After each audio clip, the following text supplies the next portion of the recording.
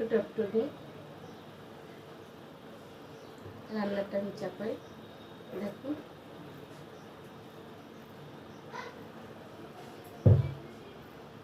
কড়াতে তেল দিচ্ছি।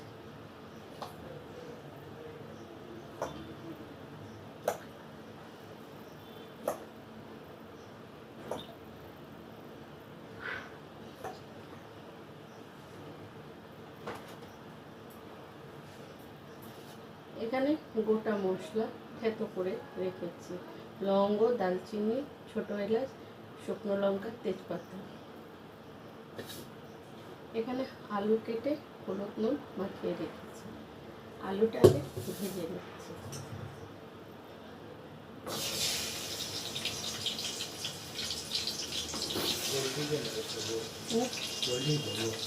বললাম 10 মিনিটের জন্য আসছি। হ্যাঁ, তুমি রান্না করে কি করছো? আমি রান্না করছি। তা কি রান্না পুরো করে নিয়েছো? আমি পুরো তো করে নি বাবু, আধেকটা করেছি, আধেকটা বাকি আছে। তো বলছে কি না, জিজ্ঞেস করে নিলাম খাওয়া দাওয়ার সময় হয়নি তো। আমি যদি খাওয়া দাওয়ার সময় হয় আর তুই যদি ইয়াছি তো কেন তোকে তাড়িয়ে দেবো, বেশি কি গিন্নি বেনে গেছিস?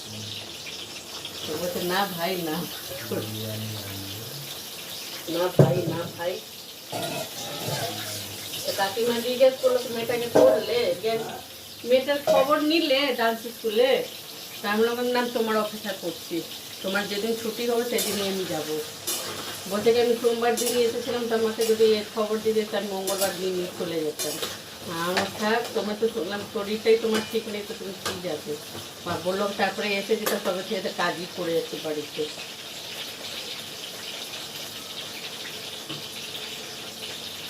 ঠিক আছে, কোনো ব্যাপার নেই।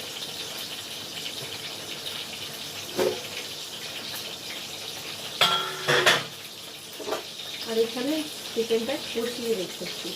এটাকে জিরে বাটা, ধনে বাটা, আদা বাটা, পেঁয়াজ বাটা, রসুন বাটা, আর পেঁয়াজ কুচি, টক দই মিষ্টি দই, হলুদ, নুন, তেল আর শুকনো লঙ্কা, গোলমরিচ সব এটা চিকেনকে আমি রেখেছি।